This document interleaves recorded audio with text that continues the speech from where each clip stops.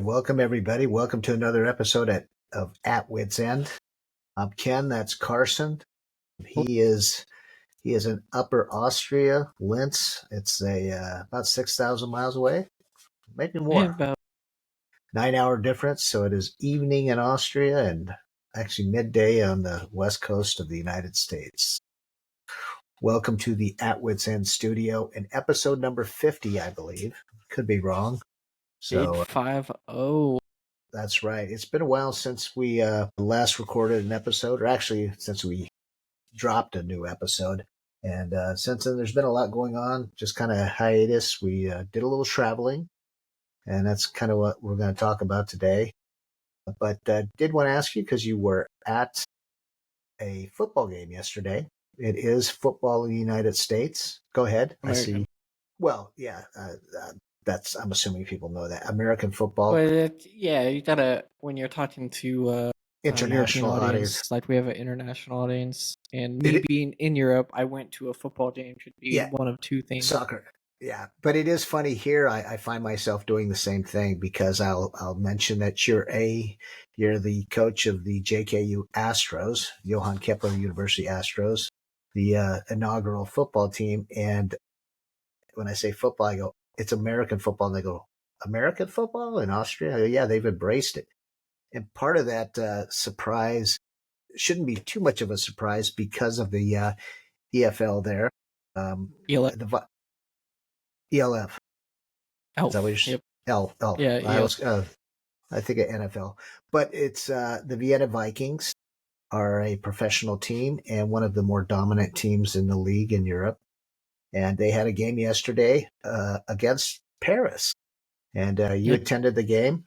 So how'd it go? Was it a play? Was this a season opener? Or? No, semifinal. They're already okay. Yeah, winner goes to the championship in, it's like in Dusseldorf or something, at northern Germany, in the kind of big area football fan.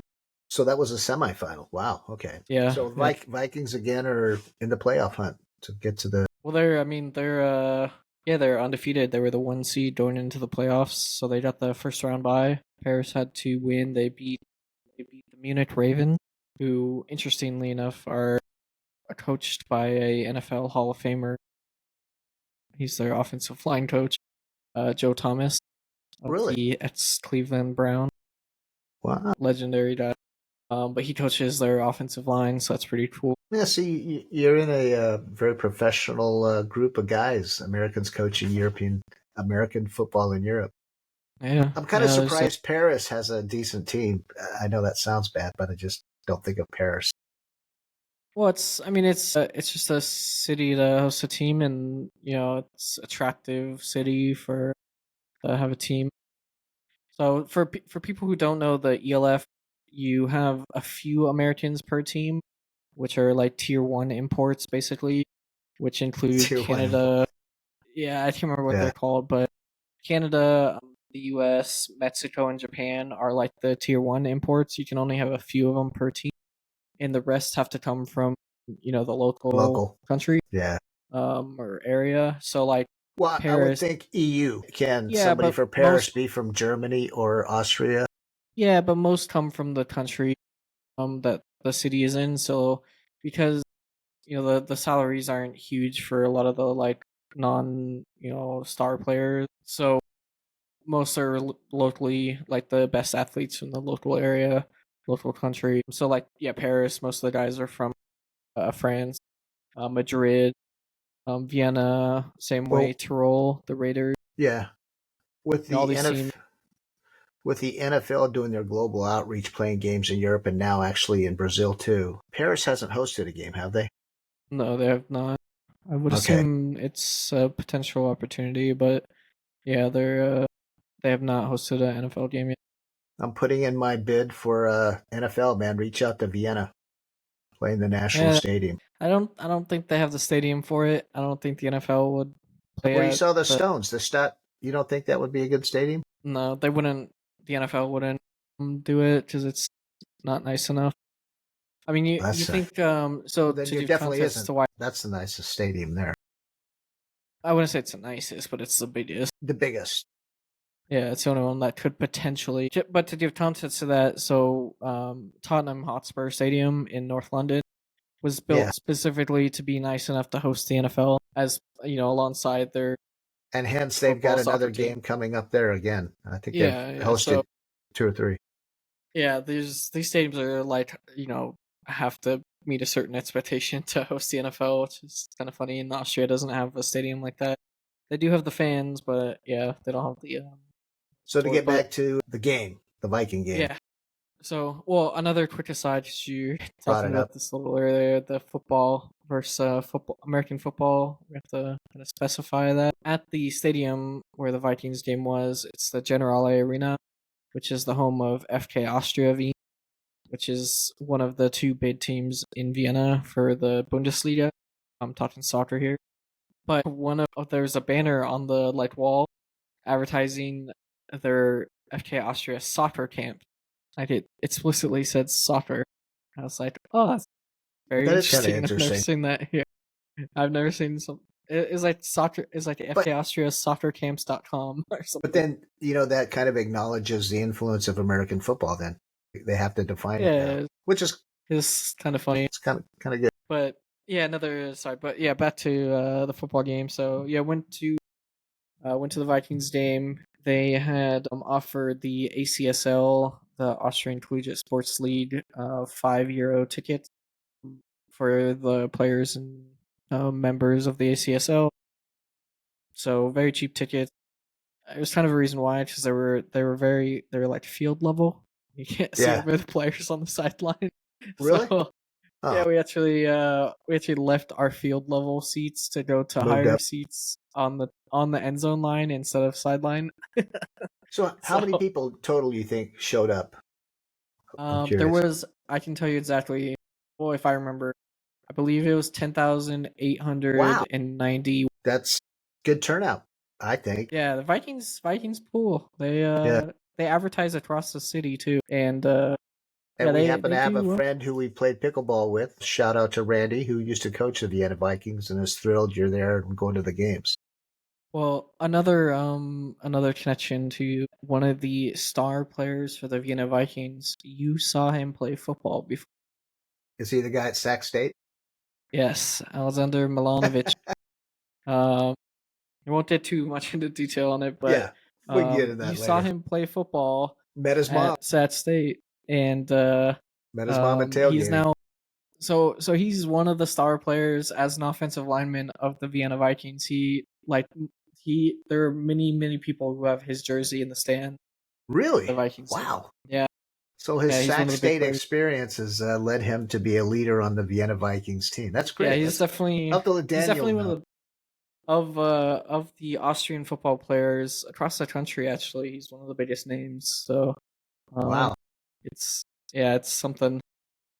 And there's quite a lot of his jerseys, his name on the back of jerseys in the stadium. Talking about names. Um, So the Paris team, I think a great name. The yeah, the Musketeers, you said? Musketeers. Yeah.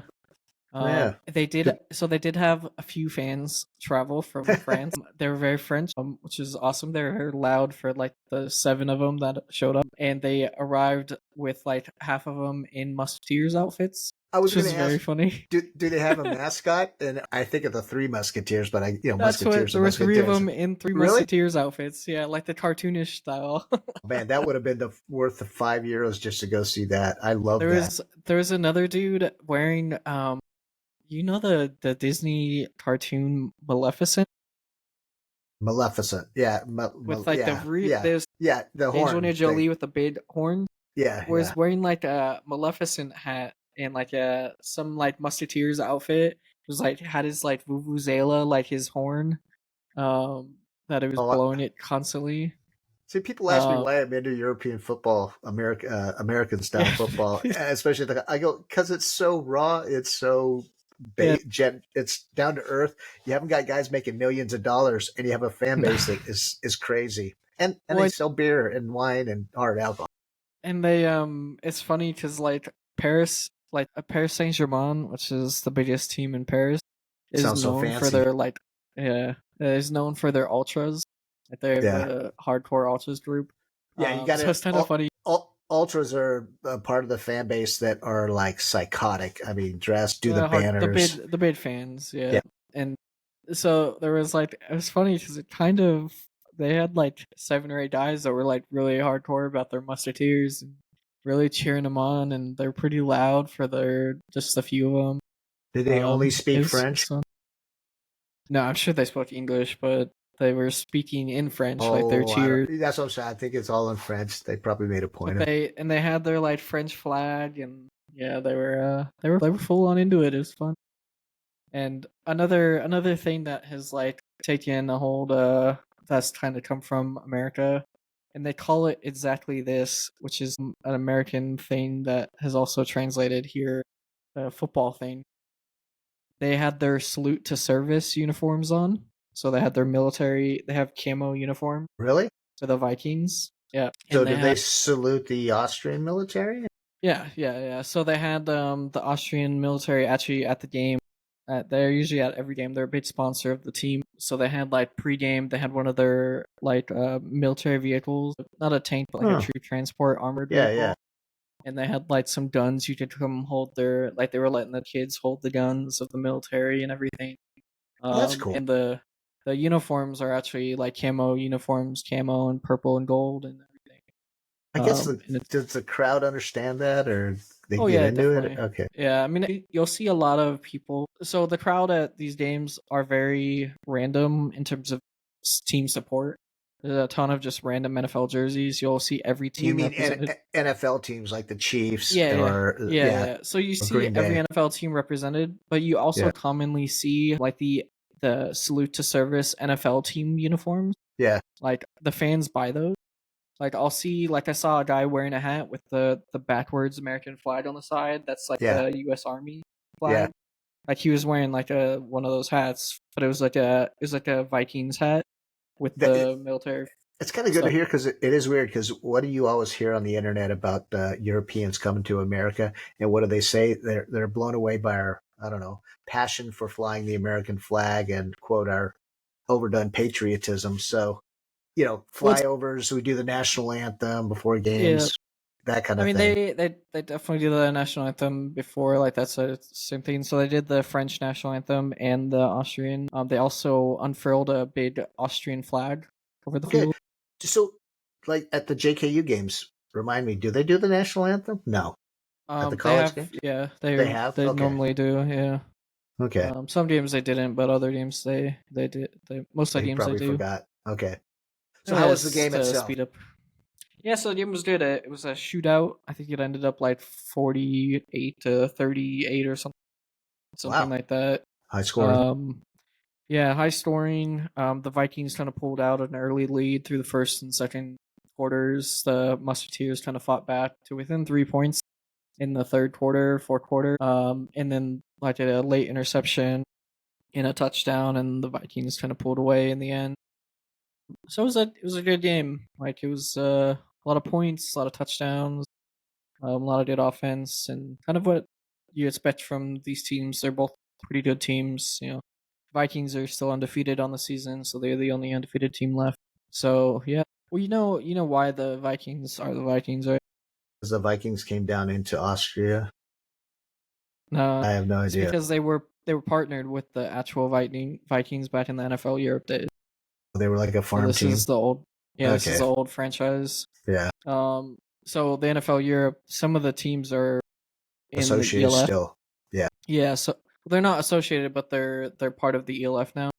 So like the team that the Vikings are facing in the championship, who won today, are the Ryan Fire, and the Ryan Fire are yeah, I've an heard of them. old school team with a Yeah, huge fan following base. in yeah Are you gonna go to that Hamburg game? Sea Devils. No, it's northern Germany. It's ways Sold out. away. Okay. It's not sold out, but I know they've sold like over. I thought it was around 20,000 plus tickets, See, if not guys, more. American So football's taking off. yeah, it's definitely sold a lot of tickets. But So yeah, I mean, good game. You there's glad you went? The quarterback for the Vikings and the Musketeers, Americans. I believe so. Yep, yep. Okay, I assume Um, that position's usually one of the yeah, two. most of them are, but they're mostly so for anyone that's ever curious, most of these guys are like D2, D2. D3. Could be D3, like Northern Illinois. Or no, that's too high of a too level. big? Okay. That'd be Notre That's too. Dame. Yeah. No, like the guy that was playing for the Stuttgart Bemidji Surge. State. Yeah, that's a possibility. The guy that played for the Stuttgart Surge, who was the team the Rhine Fire beat today in overtime, and they were one loss team. He went to like a Central Washington Yeah. University. Yeah. So that's to give people like context of who's kind of playing in these leagues. I will say the biggest name, and I knew who he was coming in. I was kind of shocked they signed him, but the Tyrol Raiders team, like one of my Yeah. You're kind of coaching, associated with. Yeah. yeah, he coach or he plays for them. Their quarterback is Nkosi Perry, who was a quarterback I watched at Virginia Tech because he played for Miami. So that was like a big signing That's to me. pretty big name. I wonder what they pay him. And so this is his like first year, and the enthroners of Fehérvár, Which is a great name. of Hungary. They started the season with the ex Virginia Tech quarterback, so that was also like a big name. I knew who more because he left the team on bad terms. He went to the draft too early and didn't get drafted, and yeah. Anyway, he was the quarterback for the Enthroners for a few games before they released him. And so yeah, there's sometimes you'll get a name like a big school like that, but most of the time it's like a D3. Yeah. Well, good. No, that's kind of what I want to try and get guys from high school and JUCOs that are giving it up to come play for you at JK. Yeah, and they could also play as a import if they Yeah, want that's to. what There's I'm a lot saying. of guys that play on the circuits of European football. Yeah. Japan has really high quality football. Mexico has really high quality football. Obviously, Canada. So there's a lot of leagues out there, and the ELF is growing. They're doing well. And so the That's good to Vikings see. had a good game. Looking forward to that. So talking about names and stuff and where they originate from. This is kind of a total sidetrack, but as you know, we went to you didn't, but me and Mom went to the Polish festival and the Romanian festival. We didn't make it to the Greek fest, all on the same Interesting. day here, but all good, very fun. Enjoyed them. We're walking kind of through the main area of the stage of the Romanian festival, and a lot of guys, Romanians that are into construction here, a lot of tile guys, but they have an announcer up there talking about the history of Romania and how they defeated this and that, and they start talking about how they got their freedom from the Habsburgs, and I'm going, oh god. I was just talking to a guy about being Austrian and the Habsburg Empire when I bought a drink, and I'm going, oh, that's right, man. The Habsburgs pretty much dominated the whole region, and so names, Influential. history, yeah. Yeah. So, It always fascinates me too because the Habsburgs were a extremely powerful dynasty yeah, that were non-colonial and didn't have a yeah, seaport, which yeah. is wild. It And just you had doesn't make mentioned any sense. if we're going to the Moldavian festival, and I kind of laughed, but at the Romanian festival, there were a couple of booths with Moldavians there. Yeah, Yeah, Moldova's an interesting country. yeah, I don't know if I mentioned this on the last one, but there's still Habsburgs around. One of them yeah. raced at Le Mans. The guy. I've seen him on TV, and most Yeah, Americans probably don't even know who the Habsburgs are, but but royal yeah, they're family's still still around. a family, still I would around. like to meet them and just find out what they what they still have in their empire. Yeah, it's fascinating. It would be a fascinating conversation to have a Habsburg. Which this might be a good segue into the discussion of travel because of the Habsburgs, the royal family. Obviously, the royal family of Britain, you kind of see what they have. The Habsburgs, you see the tourist attractions, but they're not in the public eye like the royal family of Britain is. So, Yeah, well, there's quite the breakup at the turn of yeah. the 20th. Yeah. So, like I mentioned, we made a trip to London. It's kind of the alternate trip that we had planned many years ago to go to England and Ireland, tour around, and Yeah, go to Sailfest, and kind of got sidetracked because of 4 years ago. that outbreak called COVID. But we spent almost 2 weeks. A What while. 10? Yeah, Yeah, a while 10 in London. days. We Carson's very good at scheduling things. I will say So London is one of the few cities in the world that you could do that and not get super bored. not see everything. And oh, what is London? Well, first, timing was perfect. Some may say, oh, the weather was so hot, but sunny the whole time. I think I Yeah. felt Incredible. maybe a drizzle once or twice, We but got it could two have been raindrops. yeah, if that may have been somebody spitting from a rooftop for all I know. So we were super lucky in that the weather was unbelievable the whole time. And if anybody's ever traveled to Britain, you know that is unusual. The other thing that we didn't really think about or know about, we actually were there during Swifty Week, the Yeah, Swift last concert. tour of the Eras tour with Taylor Swift. I think she had 5 dates at Wimbledon. So people say Wembley. I'm sorry. Oh, I always say Wimbledon. Wembley, but it was like Mother's Day weekend with their daughters. It seemed like in London, tons of moms and their daughters doing Instagram videos and dancing and singing. You could just like tell the people that were going to the Taylor Swift concert. Well, they one were they easy to usually had a spot. shirt on, yeah. And Yeah. I was the one thing that surprised me is that it was multi-generational. You would have like maybe a little girl, an older daughter, a mother, and then the grandmother. I mean, there were a lot of grandmothers going to Taylor Swift and a lot of 30, 40, 50, 60 something women that were on like a girls trip going to see Taylor Swift. Oh yeah, So, but yeah. and it was being in London, it was like there's obviously a lot of Americans there going to these concerts too, because it's like you make a trip out of it to go to these, and London's it's an easy place for someone to go, quote international for an The American, because language is still similar. English speaking. Yeah. English speaking similar. I won't say you will understand everybody. I love the cab drivers and their Cockney accents, but it's my impression. If you were to say, what do you think of London? And some of the guys at the cigar lounges we visit would say we're surprised. One interesting. The we have a huge homeless problem in the United States, which is in every city, small and large. I didn't see a lot of homeless. Look, and granted, we were in the nicer areas. Yeah, let's provide a big asterisk on this, because the guy at the cigar lounge called you out on this, and he was absolutely right. No, he wasn't. We were in the nicer parts, but in the United States, if you go to San Francisco right now, the nicest area of San Francisco, you're going to see homeless encampments. Granted, but if you go to New York City, the nicest downtown Manhattan, you're going to see homeless. I didn't see many homeless in London, in any part. I think it's easier for the homeless. It feels easier for the homeless to go to places in London. But we were in like Mayfair in central London. We were in the touristy Tower of London area, City of London. Like we were in the central London. So, but what about? I was surprised at the home of punk rock. What's the area? Camden Market. Okay, Camden Market, The Clash, Sex Pistols. I would have thought there were more homeless there, and I'm glad we did not. We had talked about getting a hotel. I saw. Glad we did. I didn't really see homeless. I saw more like trust fund hippie kind of. I saw a lot of like druggies and weirdos. But I didn't see people. I saw sketchy people, but not tents and homeless encampments. Oh, you don't see. Yeah, I don't think you see like tents as much. Like I think the homeless life is a little bit different there.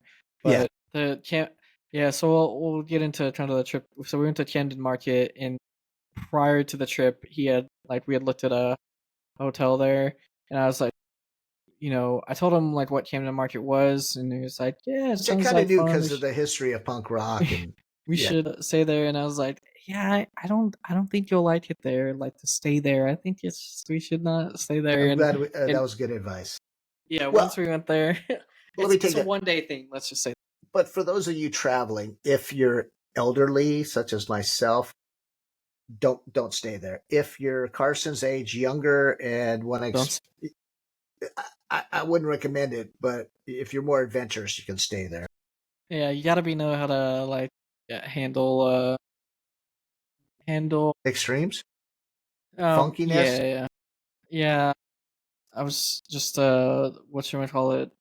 The banter, kind of the begging and shop, the banter, the bargaining, and the banter, not the noise, just in general. Noise. Yeah, just like the people I will say I was surprised how commercial it is now. Not Yeah, so much an alternative lifestyle, more like the alternative wannabe lifestyle of t-shirts, fashion, souvenirs, all like crap, fake junk. food court, That I art. will say one of the funniest moments of the trip was when we went to Camden Market inside Yeah. there. Yeah. We were walking by some of the booths, and there's like a guy reselling watches, and I always stop to look at like what's on a watch table Oh, that's oh being yeah, yeah, like yeah. resold, and he had a bunch of like you can tell the type of like audience. He had a bunch of just women's watches and like junk. Like he was like, "Oh, look at this Gucci watch." And if you know anything about watches, especially like a women's watch, a Gucci watch is worth nothing. Like they are junk. And he's like, "Oh, look at all these vintage watches. We got Fine Gucci, quality. we got Tom Ford, we got who's the famously non-luxury like handbag." But like anyway, all this like junk Yeah. fashion watches for women. And he's like, "Oh, they're all antique." And what was especially funny, they're all vintage. He's like, "I repaired them myself." And I was like, first of all, they're all quartz watches. There's no repairing them. Like, and none of them look nice either. They're just all laid out on this table. And he like was pulling out like he's like, "Oh, I got a Cartier Santos like Yes. women's watch, which probably like $750,000, right? It's a cool watch, but not worth a ton. It's not a like super high end watch. It's still cool." And he's It's like a jeweler's talking about watch. his nicest piece, and I was like, and then you had mentioned a comment. He's like, kind of I said out he of got the side. offended because I said another counterfeit ripoff or something. It's not even a good No, yeah, you were Oh, like I'd say it's not even a good counterfeit. no, you were like, "Are they?" You were like, "Are they real?" Like kind of off to the Like side, jokingly. like not looking at him, like joking last. Hey, those you show those real?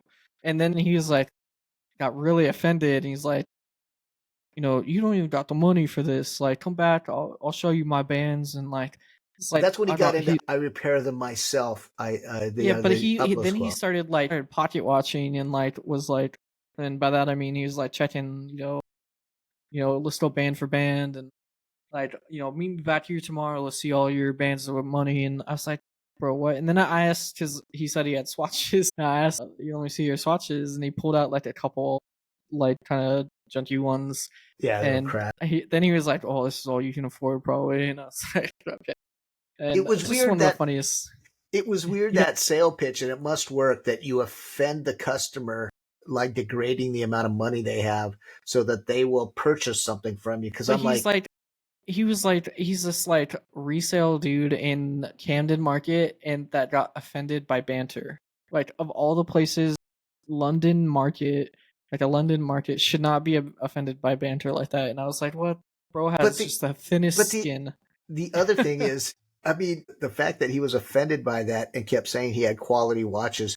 They were laid out on a table. If he had a real Invicta watch, that would have been the best watch he had.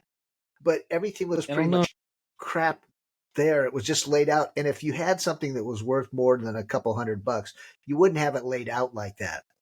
You know, it was It up. was funny how offended he got. That was the I biggest kind of thing. wish we had it on video because it was like one of the most funny. I actually I was so taken aback by it. I thought he was joking with us. Quite Yeah, I frankly, was like so like I thought confused. I was like, I looked at him and go, "Oh, this guy's trying to be funny." I go, "Wow, he's actually kind of no, he's actually offended, and this is and his like of pitch." all the places to like get offended like that, London. Like I could see someone getting offended by that in the US like more so than I can in London. Like no Yeah, way like that would happen to some dude there that's used to like the back and forth of like street hustling. yeah. This guy was like I super think offended by calling his it watches cheap. it was in Camden though that I did bite into the tourist. I bought some art quote artwork. Yeah, about some yeah, Yeah, it which wasn't. was Yeah, kind of fun it's until funny we because saw it like 30 times 30 later. times more. But the girl working the booth was kind of nice. I was in it, and yeah, we'll put it on the wall somewhere. But you're right. Yeah, She it goes, "Oh, was it's cool. original by the artist," and I'm going, "No, it's not." Yeah, But it was. we worked But I with spent 20 bucks. three. Yeah, she was like, we worked with three artists, and these are Yeah, their different styles. And then we like walked like 10 meters down the way, and there's just another booth with like three this. times as many of the same artists. Like Yeah. And I was like, are the artists like three giant production machines? but had to get something, so it was good. Yeah, But yeah, they were kind of cool and they were cheap, yeah. so it was and they were quite large. So But anyway, Camden this, Market was a small portion of y- the yeah, I trip. mean, I guess you got to go. Swifties there checking it out. So the other thing, the food courts. We went to some unbelievable food courts, but they were so busy. The Camden one was Yeah, okay; it was pretty good. But the one yeah, thing I Camden is was just worried too about, busy. knowing the food service industry as sanitation, refrigeration, I always wonder about some of those places. But Yeah. Speaking of food, are you going are right? do we go right? Yeah, Well, that's no. good Let's. segues. Okay, go All ahead. right, no, I, go into the next part. We'll save it for later. no, I'll tease it.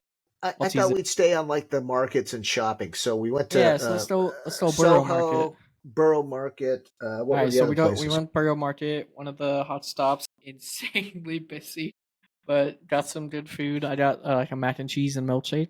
You had like a Middle Eastern. Yeah, and that's something else to say about London. Everybody talks about English food being kind of bland. There is no English food. Truly, it's so diverse now. Indian, Yeah, Pakistani, London. Lebanese. Don't expect Uh, to eat English food. Like you can go to a good English restaurant. I think I yeah, scheduled that very well because I the first bangers. night, like full day, we Yeah, went to a very good English restaurant, which shockingly was off Piccadilly Circus. I didn't know it was right there, but really good English restaurant right off Piccadilly Square. And then, but when you go to London, you have to not eat English food because the best food there is Indian, like Pakistani Indian, great. Chinese. Yeah. Like the Well, food from other countries is the best. Well, the food of the United Kingdom or London specifically is based on their colonial dominance around the Yeah, world. So that when people talk about colonialism and they say the United States, I go, no, we fought against it. They were the colonizers. So, but the food was great. The one thing about all the markets is it got to a point because of the crowds. It was we would eat that had the shortest line, and a lot of times the yeah. food was pretty good in the I will shortest line. say so. This is my second time kind of being like going on this full tourist trip. I went in a February, and so my experience was very different. Crowd There wise. like so yeah, crowd wise. So for you, Borough Market was absolutely packed. You couldn't walk around. For me, Borough Market was empty, Yeah, and like I could just go wherever I want. taste And so whatever. yeah, it was like a fantastic experience for me. But for I know for you, it was probably pretty rough. For me, it was like not fun being there with that many people. I much preferred my February time. Yeah, I mean that's we got great weather Yeah, because the crowds were there. yeah. Soho was great. Enjoyed that. Chinatown, Yeah, stop. great area. We didn't eat there, although I could. There's definitely some good food there. Yeah, Just stopped in, take a couple pictures, checked it out. Cool little place. Mayfair. Soho's cool. Picked up the English Swatch London edition Swatch in Soho. And yeah, definitely just yeah shopping area. And then And just as an overall of all the shopping, the one thing that is blown, and I knew it. London's the financial capital. I was wondering how Brexit affected it, but the amount of freaking money and people showing off their money, yeah, that's what and it is. you know, here you drive a Ferrari. That one Ferrari in Mayfair where the guy had it wrapped in gold. Come on. It got to a point, it's like, you're an idiot, dude. But yeah, we see you. Or the G Wagons that were tricked out, never, ever, ever been off road or will ever be off road. So the money was overwhelming. Yeah, and granted, again, we were in like Mayfair and Knightsbridge and like the high end places, Yeah. Which so you it got to was do. a little like we were in the areas where the money is. So, Well, um, as you noted before, you were kind of blown away by the amount of drivers and high end cars, personal shoppers. One, the guy will pull up, go in and do his shopping, or two, the driver pulls up and the personal shopper gets out, goes and does the shopping. So a lot of yeah, that. Any other it's markets? so we went to Borough Market, like shopping wise. So you may have seen our unboxing video we did. Went to Harrods. Didn't go to Selfridges. We went to the other. market just real quickly. And I can't remember the name of it. Um, Camden. Fortnum and Mason, Fortnum Yeah. and Mason, which was pretty Camden. cool market actually, or not market. It's a department store. Fortnum and Mason was. I hadn't been Yeah, in there I before, forgot but it was about that. I pretty enjoyed impressive. that. Yeah, it was Uh, really impressive. well, comparing that, say, Harrods is like a luxury mega church experience. I mean, it's spiritual as far as capitalism. It's overwhelming. There's almost too much. You're going through It's there. so fun though.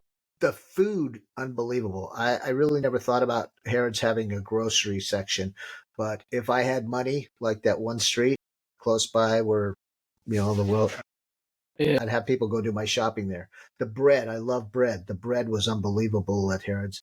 But getting back to the other Mason and I Fortnum and actually Mason. actually enjoyed that more because it was smaller and like the displays they had were kind of It was cool. very well themed and everything for their Yeah, store. Yeah. and I never Um, really heard about it. So yeah. But another famous department store. We didn't go into Selfridges, but Selfridges, just for you to know, is like a lesser Harrods in my opinion. and um, yeah, Carson mentioned the unboxing. I didn't buy myself anything like a T-shirt or my wife was going, "Hey, you need to get some tea. You love your English breakfast tea." I do, but I can buy it for a couple of bucks back home that they want $15 for at the tourist stops. I don't need to buy English breakfast tea here. So yeah, watch the unboxing. I bought myself a watch that's exclusive to Harrods. So very happy if you with know, you that. know.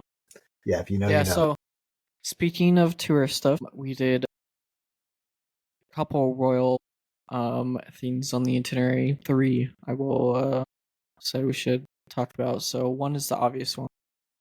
We did the full day experience at Buckingham Palace, which is only available to do for 3 months out of the year. So I had not done it before, but we did the Buckingham Palace tour of the stateroom. We did the I forgot what it's called, but the stables basically. Yeah, the stables And then the with the portrait cars. gallery, Yeah, the the cars muse. and That's what it's called, the yeah, muse. and people are still Um, living there. It was kind of weird going through there because their apartments were all around the workers, and so you're looking at the Queen's Rolls the Royce, king. and then now the King. I'm saying the Queen still. It's weird calling him the King. Well, the king does still live in Buckingham Palace. Yeah, I Not know. when we were there, but I still want to call him Prince Charles. So, do you remember what I was surprised at of the royal palaces? Something that was absent, I guess. the king. Well, no, yeah, he didn't show up even though I asked for him to show up. No, Yeah, Princess Diana and and I Meghan mentioned and that. Harry. Well, Meghan and Harry, I understand. What surprised me about Meghan and Harry is that whether you're a royalist or not, or you're against the royal, everybody Yeah, in no one Britain likes. has written them off. They're done, Yeah. and they didn't hold it against us because we're American. They said no, they're out. And But I will say people still like Harry more yeah, than Meghan. For I actually thought that it was something that was more based here in America. That they talk about Meghan took Harry's balls, basically, that he screwed him up. So, but that's the sentiment there as well, and it goes across all levels of the British. They don't like her or him now. I think they would welcome him back. But the other thing with Princess Diana is my wife she likes Princess Diana. Everybody does. She wanted a T-shirt. Couldn't find one anywhere. So I started to ask about it.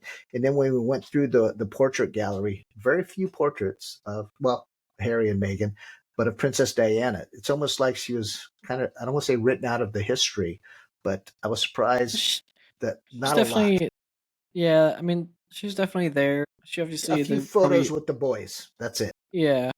But I mean, that's I don't remember how long she was a part of the royal family, but she wasn't born into it too. So there's not like Yeah, but her as a child. she was the most popular royal, and I personally think probably still the most popular royal, maybe And other than the yeah, Queen. Queen Lizzie. Um, but when I started to ask people at the museum gift shops and some of the Middle Eastern guys running the tourist shops on the street, hey, you don't have a T-shirt of Princess Diana, Princess Di? And they would all look and they go, wow, you're right. So it's almost like they forgot. And one guy goes, Next time you come, I will have it for you. Oh, and they did have like a coffee mug with her picture on it, or we actually bought a bag with her picture on it, but there weren't many. But I was Yeah, surprised that you couldn't get a T-shirt of Princess Diana. So it made sense. Like they're not selling their stuff at like the Buckingham Palace like official shops. She was never like at Buckingham Palace, but yeah, yeah, the tourist but shops. Kensington, they should have had it there in the gift shop. Something Yeah, yeah, just to yeah. acknowledge her presence. She's the mother So of the potential king of England. yeah, so speaking of, so first, how was your experience at Buckingham Palace? What did you think? Any Good. I mean, lasting impression? going back to like the Habsburgs, I kind of comparing it to the palaces of the Habsburgs. Um, uh, I go ahead. What do you prefer? I was gonna say I prefer the Habsburg Palace. I do prefer, but I was impressed with the museum pieces, the crown jewels, Yeah, and all that stuff. yeah, And to that's see different. We'll that, get to that. and like you had mentioned earlier, the royal family is more engaged. I guess they're more Yeah. present, they're more relevant currently. So I was impressed. They do a good job. Let's put it that way. I prefer the Hofburg in Vienna to Buckingham Palace. Yeah, I think I'm obviously that's it's in my blood. The Viennese, the Habsburg. So I'm kind of biased. Just Uh, building wise, though, I yeah, prefer the look yes. of the Hofburg. I would say sometimes the building was underwhelming in certain areas, Yeah. um, but Um. but Okay. overall, So London in itself with architecture and historical buildings yeah. was unbelievable. Yeah. Yeah. Okay. So then we went to Kensington Palace, which Which out was at the home where Princess Diana did live. yeah did live, which is where William and Kate, technically, Spent a few days. that's yeah, they're technically their main residence. But what did you think of Kensington Palace? Yeah, I liked it. Definitely, you got to do it. It's actually not It as common for people to do as Yeah, well, I think it's a little bit further away from like the main area, I center. Yeah. guess. I will say the park around it was not as well kept as I would have thought. Like the parks around the palaces of the It's Habsburgs are it's so Hyde Park, groomed. Yeah, Hyde Park. There were weeds everywhere. The pathways weren't Central as Park of London. manicured. Yeah, I wasn't as I impressed with will that. say I'm always surprised at how this is weird to say, but in like context of palaces, how kind of plain it is. It's Yeah, kind of a and plain I guess in a way palace. it's their home, so Yeah, maybe yeah, it has to be plain and stuff. So yeah, yeah, um, yeah. It was a nice place, and it's interesting. The like exhibits were a bit disappointing in my opinion. They could be upgraded, yeah. but I yeah, I did think see it's you. because they're a You little did temporary. engage with the characters a bit in one of the halls. Wasn't Oh that yeah, at yeah. They had Kensington? people walking around in character of the time, so It's yeah, funny it was because I think interesting. we all tried to avoid them, but they kind of found us. I wouldn't say I avoided. They just continued walking and Yeah. tried. They tried to engage with other people. So, So you overall, you yeah, got your picture with them. yeah. Got my picture with him, and just like at Buckingham Palace in the stables, got my picture as a footman in costume. So that was impressive. That was well worth it just to get Yeah, that. and So the final and my favorite of the kind of three what I consider the royal destinations, the Tower of London. How was your Tower of London experience? yeah, and that's where the jewels are. The It's weird official because crown jewel. I think people who haven't been there when you hear Tower of London, they think of like one big tower, like the Leaning Tower of Pisa, but it's not. It's basically a castle. It's a Yeah, fortress. it's the So original city of London. yeah, yeah, walled city. Again, I would warn people if you go during a busy time and you want to take the tour of the beefeaters, The beef. guide you around. Uh, I was kind of. I thought, oh, I'm maybe I'm 50 people, but there were like 500 following. We yeah just I'm gave up, and he was funny. I enjoyed him. Yeah, I'm kind of sad you guys didn't get to experience that because, like I was saying, I went in February. There were seven No, yeah, people in our yeah. group. It's a fantastic experience. But yeah, when we sat got basically in line to go that day, there was like 500. And I was like, oh, hyperbole a little bit, but um But it this was sucks. close though. Yeah, it was pretty close. But I was like, man, this is really unfortunate for you guys because the Beefeaters are like Funny as fantastic hell. free tour guides. They're very funny, And the cool and thing I had a is, really good experience with it. we did too, obviously, but they live on property. So that was another thing there that was kind of weird is that you're in a major tourist attraction with thousands of people going through, and they live there. And Ex-military. yeah, and I think for you, one of the highlights was hanging out by the apartments where they live and the cats that Yep, were there was chasing the a birds. cat. There was a Okay, cat and all the ravens. the ravens Yeah, were pretty interesting. I I just sat enjoyed on the ravens. a bench by their apartments just while you guys were doing the Beefeater tour because like I was saying I've been there and we had already done the crown jewels at that point and the ravens were like right over the top of me so I was like just sitting there while they were walking around doing their thing and then yeah there was a cat just doing its thing on the lawn chasing a little bird that was like wandering around. Never got to the bird, but he Yeah. made like a full circle. The cat just did not care for the thousands of tourists that were very Boy, you kind of didn't interested even. in It's like that. they So weren't even there. I think. yeah, could care less for all those people that you would like kind of scoot away. And I But was on one of the walkways between the towers there. There was a raven, and I thought, wow, they trained this raven to sit for pictures because he was just squawking the whole time. But I just think they're there. yeah, they're just part of the Ravens are part of the Tower London. Yeah, they're quite a interesting animal there. And so, yeah, it didn't disappoint. Yeah, the crowds could have been less. And let me backtrack a little bit. So when we arrived to London, we stayed at a hotel in Bloomsbury. When we went downtown, we stayed right next to the Tower London. Great hotel, great area, but very touristy. So recommendation, I would say Bloomsbury was great. Um, Yeah, it's a good I, neighborhood. Like if you just want to it's be in like a neighborhood. yeah, the metro or the subway stop. There's one right there. It's an easy one. I'm trying to get the Marquis Cornwallis pub was right across from where our hotel was, and I didn't discover it till the next day because you had your places you like to go. There's a apartment complex, but if you go through the walkway on the other side is a food court shopping area that probably had 20 restaurants. It was Underneath. fantastic. Yeah, it's Yeah, the full underneath of the apartment complex. so Bloomsbury, I would recommend. Cheaper than staying downtown. Safe. Plenty of things to do and eat and hang out. The University of London, I believe, is right there too. And City then we go, code. yeah. Then we go downtown. Right, we stayed at the Tower Bridge, Tower of London area. Great for tourism. We did not stay there, but the Four Seasons Hotel architecturally is phenomenal. Oh, yeah, It's it's like all beautiful. the. It's Yeah. insane. Yeah, yeah, just like up to the standards of the Four Seasons.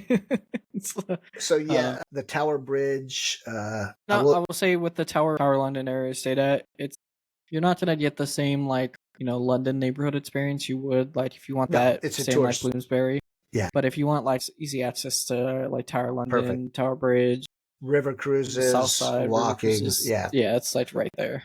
Well, And there's talking a about that because you had said, hey, we should take the Uber boats. Uber boats sucked. You guys are so screwed up in London. It was a bad day, too it was crowded. busy. But yeah, if Uber ever contacts me for a survey and says, how was Uber boats?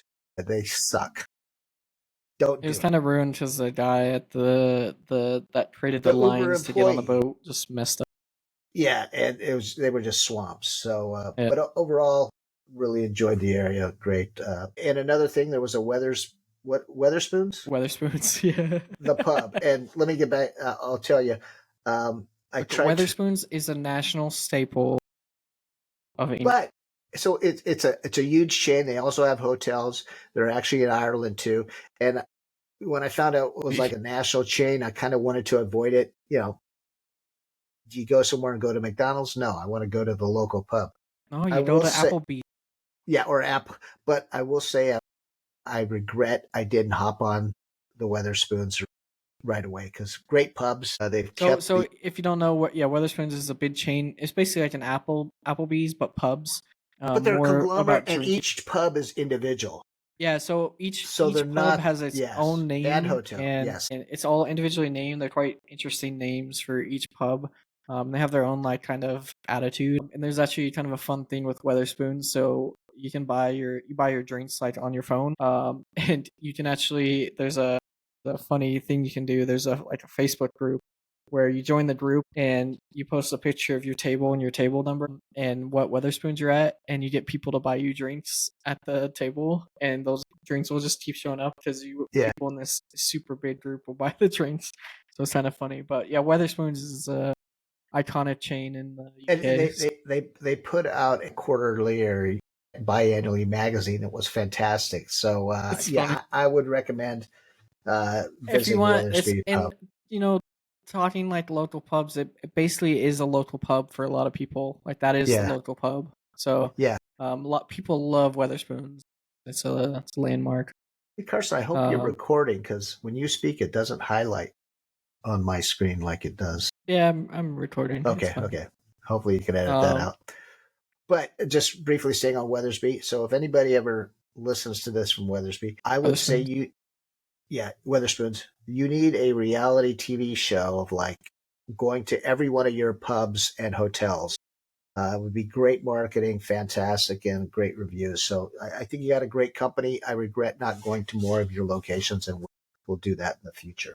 So actually, speaking of, and we kind of glossed over this or past this, but it should be mentioned. If you want a fantastic view from a rooftop bar in London, we stayed at the DoubleTree Hilton Tower of London. Great The rooftop. rooftop bar is incredible. Yeah. It's And they have two sections. They got the bar, and then they have this other little terrace area with couches if you want to just yeah, chill. a fantastic, like, highly recommend. The view, it looks right over the top of the Tower Bridge and Tower of London. Has at the other direction from there is the financial district and like the walkie-talkie building Yeah. and the Gherkin. You You got a need view to of the explain. Shard. Yeah, if you're going to London and based on what Carson just said, you are trying to find the walkie-talkie building, it It looks looks like like a a walkie-talkie. walkie-talkie. I can't remember what company's in there. And then the Shard is a The very tallest building in London. sharp shard of glass sticking into the earth. It's on the south side too, so it's not in the business district. It's not in the city of London like the walkie-talkie is. It's on the south side, which is opposite the river from like the south side And the of the other thing Thames. is we did not do the Eye of London because I see no reason to do it because we can be on the rooftop bar and see plenty of stuff. And two, it's very expensive. So I'm not into just Another, going to a Ferris wheel tourist just while we're attraction. on the topic of big buildings, another kind of iconic London building you'll hear references the Gherkin, which is Yes, like a Fabergé egg-looking building. which is I So I think always kind people of think of it. But the Gherkin is a very iconic building in London as well. Near the walkie-talkie in the city this. of London area, in the financial district. So, So um, yeah, architecturally modern and historic, fantastic. yeah, I really, it's one of my favorite things. I love walking around London. I think it's one of the coolest cities just to walk around Yeah, I would and agree. just look at buildings. It's one of my So favorites to just walk around. so here's another thing for us older people. If and you said, hey, you need to prepare tapping. You know, where you tap your phone for everything. It is. I don't want to say it's a cashless society. I did not exchange a dollar for that a pound. Pound I sterling. almost said euro. I didn't exchange $1 for £1 sterling. Never touched a pound sterling. Never need to Everything either. was done electronically, and I gotta admit, I'm kind of like, I don't like that. Oh, it changed you. You I did didn't like know. it. I don't like it Oh, I because thought at the end, I'm somewhat of a paranoid about somebody stealing my information off my phone, and I don't trust technology like you do. But you never know what you're spending. Like you tap in, tap out on the subways, the transport, the buses, the cabs, and so you know finally you'll get a bill at the end of your trip, and I got my bill. It was a lot. Yeah, it's I guess London you and got all. to just buy it. It is what it is. And all I'm thinking is, man, if there's ever a attack on technology in London, like what's the bomb that the electronic Solar flare, EMP. EMP? If that were ever to happen, it would shut down London completely. I Yeah, mean, yeah. But how would you do you anything? gotta admit, it was pretty efficient. It was It's efficient, yeah, it's very but easy to you use. could always tell the people just got there. They're trying to tap their phones, not working because you got to let the people get through ahead of you. So that was one thing I wanted to point out. Okay. Did we? And I will say so. I don't want to get into this because I would like to do another episode on this. But we did Cigar bars? a number of cigar bars in London. London is famous for its cigars and its cigar culture. I don't want to get into any of this at all, so we'll kind of gloss over this. But I'll just say I highly recommend cigar bars. Meet very interesting people there. And we'll get into this on another So episode. you want to do a whole episode on my discussions with the Syrians, the Koreans, Mohammed? Maybe Eh, not fully into those. I will say Carson's always paranoid. I'm going to talk politics and religion, but nice thing about it is they brought it up with me. So we'll talk Yeah, about that on another episode. So but anything we kind of missed? I do want to end this episode with Wait. of the We way got to we talk ended about two things. And I know well, I was one's gonna say food related, right? yeah, You forgot one of the big highlights. So, British Museum. well, I went to the British Museum. Yes, very nice. Got to do it. I had Well, a Turkish I didn't haircut think you. at Oh yeah, Ted's. And for those of you guys out there that have never had a Turkish haircut, put on top of that, I've never had. I don't even know what it's the called. ear flame. My ears flamed, and my face hot tar or whatever it was. So I said, we got waxed. go ahead and do everything. He was a Turkish guy. I can't remember his name, Benny or something. Cool dude. We had a good time. Had a few pops together as he.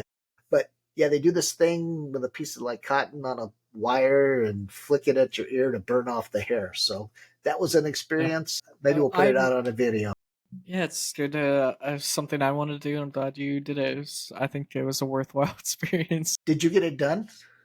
Yeah, I got the same thing you did. I didn't do the face swatch. Had you ever had it done before? The ear thing? Yeah. No, I've seen it before, okay. but I've never. I mean, I've had Turkish barbers cut my hair.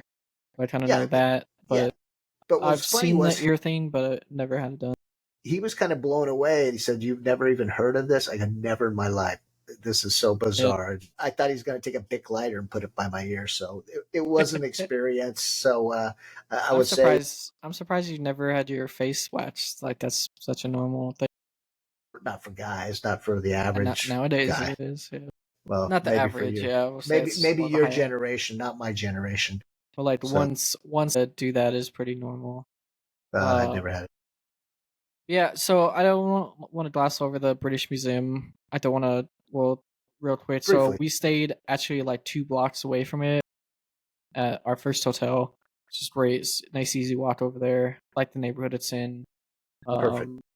And nice the British Museum is iconic. It's controversial, but I am pro British Museum.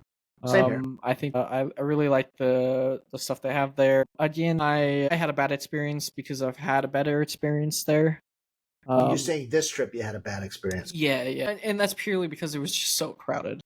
It's a painful experience. I guess I've been to enough places like that I'm used to it. Well, I'm just saying because I've experienced it without those crowds there. So I really love the British Museum. You got to do it. And the thing really is, cool. You could spend days upon days upon days there just looking at it. And what do you think was the highlight for me of the British Museum? The highlight for you of the British Museum? I didn't even know it was there. Well, I did enjoy that. I did have to have high tea. No, Rosetta Stone. Oh, I mean that's the most iconic thing there. I forgot that. I didn't even realize it was there. And then I go, what are all these people doing? Crowded. And again, it was so crowded. It was the first thing we walked into. It was, you walk right into it, but it was so crowded you couldn't see the really front of it. You had to be that asshole tourist and shove people away to get to the front. And I got to the front, but I actually enjoyed going around back, and nobody was looking at the back, and it was actually more interesting, I thought. So if you don't know the Rosetta Stone unlocked, it's not the just ancient tapes. world. Yeah, I think most people hear Rosetta Stone. You saw where they make those language tapes? No, there's actually a stone. That's actually aging you when you say that. Aging me because I know what those are. They don't. They still have those, don't they? It's not as. I don't think a kid would know what those are. I knew what they were as a kid, but I don't think a kid today would. That's aging. That's a funny thing actually. Okay.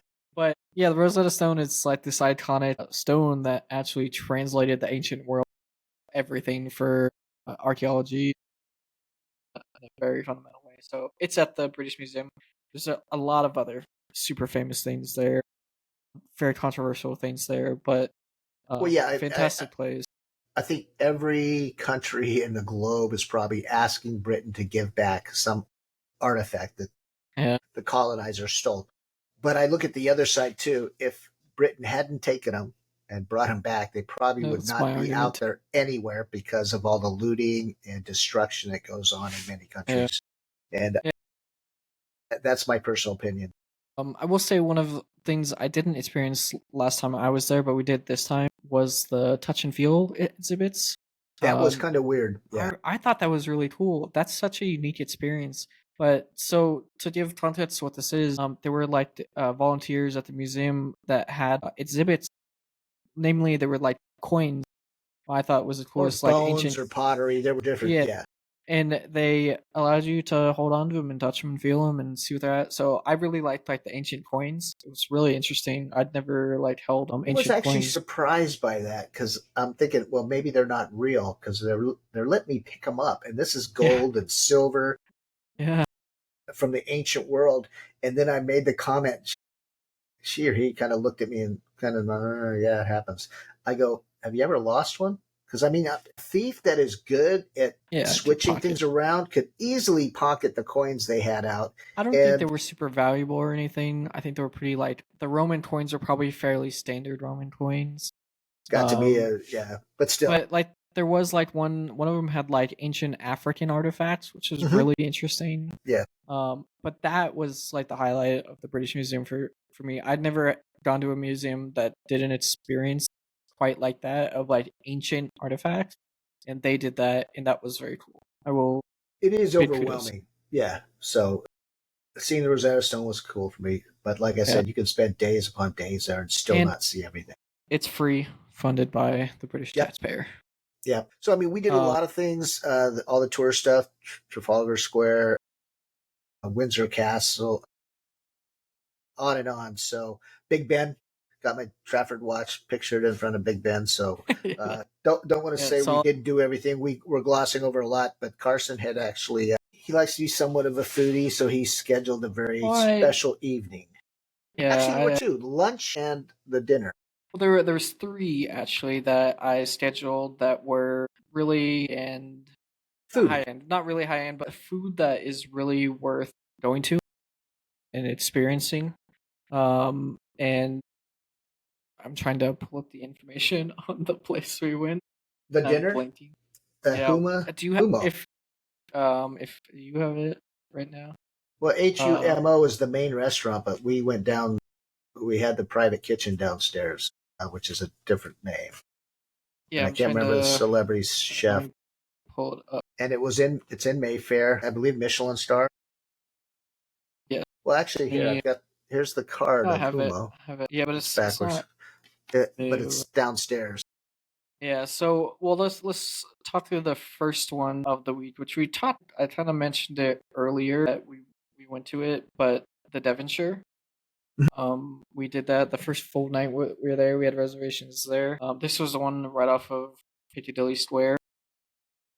Was English food, like really good English food. And it's recommended by a lot of people. It's very busy. You were blown away by the number of people outside the pub when we first walked up. Yeah, yeah. Um, And I guess I didn't even think about it. I won't say it's a lie, but especially I guess when weather's nice, and I'm so used to the states where they don't allow you to take your drinks and yeah, appetizers outside. that's So what it was. basically, everybody's just drinking outside. Yeah, So I mean, there were what, a couple hundred people at least, and yeah, I'm just going, having a Guinness. holy shit! Thank goodness we have a reservation. So And there was a line to like eat dinner at the yes, restaurant, but we yes, did have reservations. But there was also just a ton of people after work eating or having a Guinness outside of the bar. So this restaurant is multi-floored. The bottom is a bar, a pub, and then the top or the next two or three floors up three. is the restaurant called the Devonshire. So definitely recommend that for like British food. The next one we went to, I think was like it exceeded my expectations. I was really impressed with it. It was fantastic, and I think it exceeded someone's expectations. It wouldn't, namely my mom's expectations. We went to Dishoom, which is an Indian restaurant. There's multiple of them. We went to the one in Kensington, and we got their kind of their dish they're best known for. It's like this pastry lamb dish, pastry like with lamb inside. I mean, incredible. We went there for lunch, but it was so good. I highly recommend Dishoom. Luckily, I like spicy food, and I didn't think it was that It wasn't spicy, but spicy. I think, yeah. But I mean, Indian food in general. Yeah, So yeah, it was fantastic. Service was great. Food was phenomenal. I mean, the now I'm getting drinks were hungry just thinking. interesting but very good, Yeah, you had some refreshing. foo-foo-y fancy drinks, so it was very Yeah, good. very refreshing. The architecture interior was somewhat Art Deco, which was very cool. The only negative, there was some construction going on Construction. So somewhere next it's like door. a massage chair. Yeah, so it was probably during the Second World War if you were going out for a very nice meal, and off in the distance there was some bombing going on. So it was probably the experience that many felt during the war. I hate to Yeah, during compare the it to that, Blitz. but yeah, but it was kind of earth shaking going on. Well, they So, had but jackhammers like below us. Yeah, yeah, I think they so were jackhammering the roof below us, so it like yeah, jackhammering our seats, which was but funny. phenomenal food. Yeah, Pricing was not that outrageous. It was very good, and the yeah. restaurant So was good. Dishing was yeah fantastic, and the final one we'll end this episode with is the restaurant is called Humo, but the experience in the restaurant we went to is a restaurant inside of a restaurant. It's a private chef's table below the restaurant called Abajo. And this is something I had set up months in advance. I wanted Look to at set him up a puffing really his nice chest dinner. out. So proud of I was just yourself. saying, I was very proud of myself for picking this place. I actually had originally selected somewhere else and then wanted something a little bit different, and I think was a much better selection. Um, and yeah, Humo is a Michelin starred restaurant in London. You know, obviously, there's a ton of Michelin starred restaurants in London, very diverse food culture, and a very good food culture. This is in the heart of Mayfair, so um, very expensive dinner. You also had the wine pairing, which was not cheap, but maybe we'll talk about that in a second. Abajo is a chef's table experience, so you are seated. There is room for 10 people, and their kitchen where they prepare and cook everything. It was a multi-course menu. Was right there. They had two chefs. They had a sommelier and a manager. I forgot what the name of the position is, but someone that oversees the operations of it all. I They were called him very the good. pit. I called him the pit Pit boss, boss. basically. Yeah, He enjoyed. they He were enjoyed that. they were very good at their jobs. And the food, the experience was like nothing I'd ever been to before. It was incredible. The two chefs there, one Humo is a wood-fired Colombian restaurant, if I'm remembered correctly. Yeah, it is. Yeah. Michelin starred Colombian restaurant where they have like a wood fired grill, open fire grill at the upstairs. So obviously they're very South American Colombian inspiration. But the head chef had learned in France and Japan, like many chefs do, two iconic places. But And he in wanted London. to, but he wanted to bring those two experience the cultures of food in Japan and France, and his own native Colombian food into a restaurant. And he did that called Humo. And yeah, Bajo is the chef's table where multi course menu. Humo is the upstairs a la carte, and I I for me it was an incredible dinner. I was as much looking forward to the experience of it as much as the food, because I wanted to. I've seen all these shows on the preparation of food and the how it's cooked, how it's plated, how it's served, and all the stuff that goes around it, the presentation of it all. And it was yeah, it was fantastic. I can't recommend it enough. For a multi-course, so they did it in like 5 stages. Each had 3 courses. In each stage, for you, each had a wine pairing selected with it, and there were 5 different types of ingredients that they made each round off of. So stuff like the corn, the tomato, which was the dessert course, the beef, which is like a steak, I can't remember the other two. They Fowl. did the There's a there's a pigeon, I yeah believe. poultry Poultry. Yeah. quail, yeah, and yeah, do you remember the fifth? They did give us the dinner cards that went with it. So with all the meals, the courses they serve. Nice Yeah, I artwork. mean it was a fantastic experience. The two chefs, so one of them was like the guy that was doing the whole meal and explaining each dish was Colombian, and the other one, funny enough, was from Brooklyn. Was an American, and interestingly enough, got his start at the famous French Laundry in Sonoma California. County, which is, in terms of Michelin restaurants, is arguably the most iconic, like, high end restaurant. Yeah. The French Laundry is extremely famous in that world and highly respected. And so it's very cool to kind of meet him and discuss with him. He also gave me this list, which is, Oh, you I still think, have it. extremely valuable, but list of what a French Laundry taught Michelin restaurant chef thinks are the best restaurants in London right now. So I may have to share this on a Online. TikTok or something later Yeah. on. But I think that's a pretty crazy list. I've actually been to one of the other ones. It's very good, but yeah, for me, so that was like, I can't speak enough about this restaurant. I would absolutely recommend it to everyone if you can afford it. And I think you kind of mentioned it, but on her previous time in London, Taylor Swift and Travis Kelsey actually ate at this restaurant. Yeah. That can kind of tell you the level of this place. Yeah. We were out of our league as far as financial foodie, and I'd be the first to admit I wouldn't call myself a foodie. I am easily satisfied with a pepperoni pizza or a burrito, but I do appreciate the work in the food. I was a little worried. I'm, oh man, I'm paying all this money and we're going to get these little dinky small portions that look fantastic on a plate. But Carson's right. The time they put into it, placing things perfectly on the plate, setting the plate with tweezers. They served, I can't remember what it was, in the vertebrae of a cow, which was kind of wild. So the food was delicious. I thought, I'm not a picky eater, but there's some things I definitely don't like. But everything I ate, I enjoyed. Next to me was a young man from the British financial district who was having his second baby, so they were celebrating his birthday. So he actually got a little extra birthday thing there. And the sommelier, Julia, I believe she was Croatian. I can't remember Oh no, exactly. no, she was Or Argentinian. Spanish. Argentina, that's right. She noted that I was from California. We were from California. So she had some wines from Sonoma that she actually said, she didn't take them away. We sampled them, but then but I've got some European wines I want you to try in its place. So we actually got some additional pairings that weren't offered to everybody.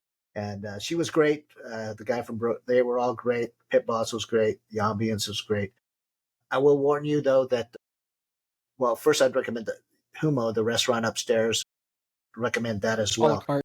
But when you go downstairs, it is a steep spiral staircase. So if you've been drinking a little too much upstairs and it's dark. So be careful going downstairs. So yeah, the The two thumbs up. You room, did a great job. the room that is in is so cool.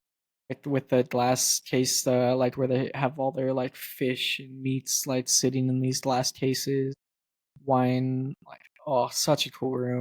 So yeah, we need like I'll give it the Wits End 4 globes out of 4. That's, yeah, like a Michelin star Wits End globe.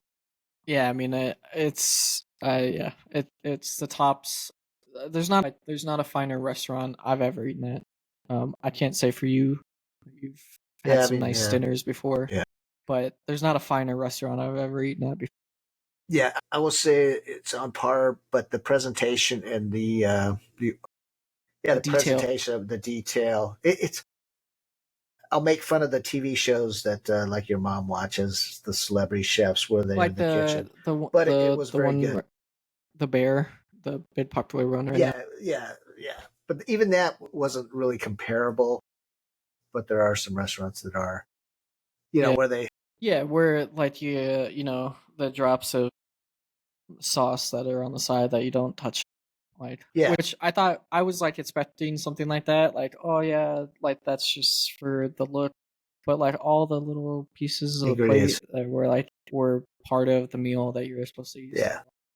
So Outside yeah, of the all like bone. all in all, the food was great. Like I said, the weather was great. The tourist aspect was fantastic. The hotels we stayed at were great. We did stay at the airport hotel out of convenience, 2 nights just to be there.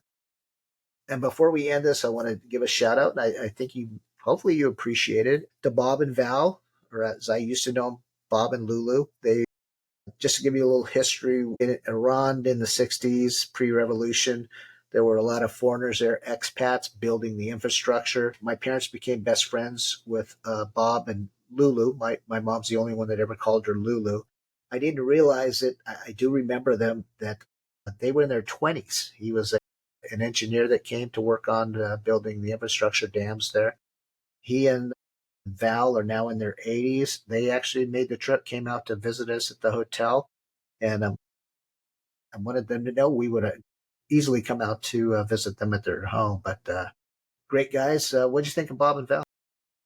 Yeah, it was very interesting meeting him. I was very glad to meet him because it's not often I don't know the last person I've met like knew Opa, so my grandpa, your father, and Oma, my grandmother.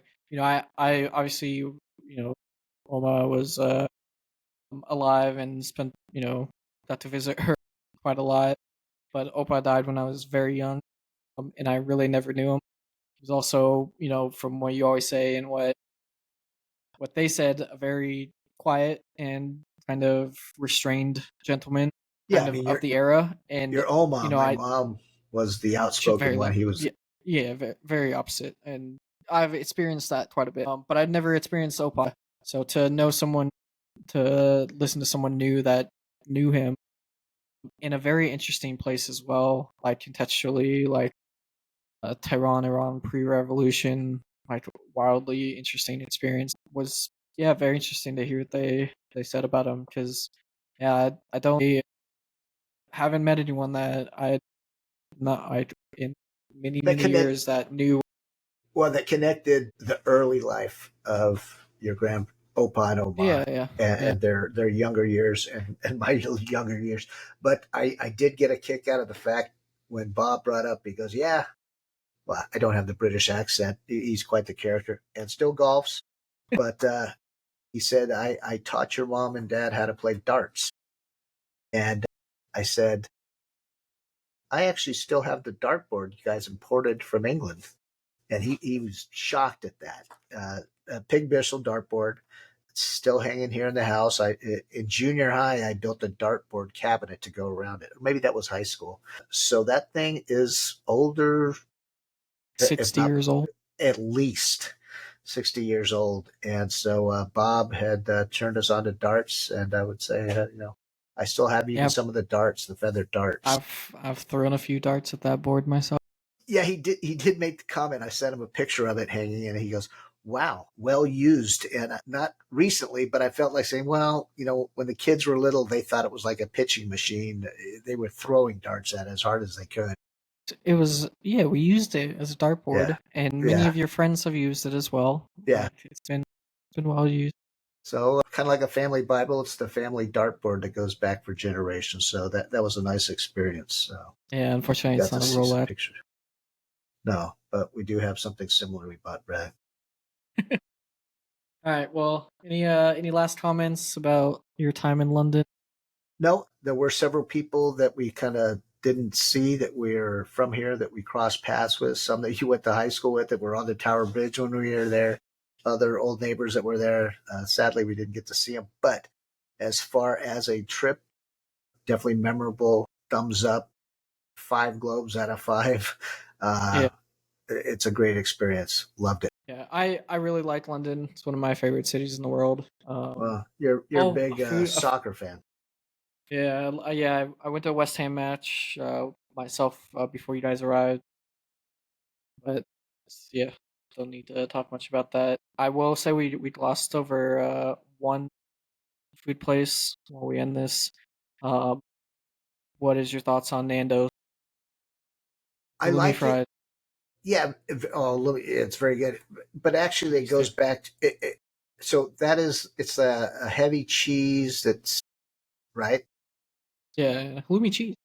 But if you weren't there when Jack played baseball, we first went to Vienna. We went out to Gerald's house, and he grilled for us. And one of the things he grilled was cheese. Halloumi cheese. Yeah, and The grilled I think cheese. we're all Yeah, kind of blown away proteins. by it. What do you mean you're barbecuing, you're grilling cheese? And I've done it now. It's hard to find here in the States. Oh, it's like every other cheese Everywhere. in the Yeah, cheese section. it is is great. grilled It's cheese. like cheese curds. Now Nando's is a chain. It's good. I enjoyed it, but it's everywhere. So yeah. It was in that food court right across from the apartment. Good thing I didn't know it early on, or from the hotel. I'd have been there getting the Lumi fries all the time. So yeah, it was very good. I love Nando's. It's good. Yeah, All right, I can tell. We'll end that on there with a Follow shout out up to on the Nando's. cigar bars will And be in a then, future episode. we'll have an episode on the cigar bars because that was a big part of our trip. So with that, we'll end it here. Episode 50 of the At Wits End podcast. Thanks for listening.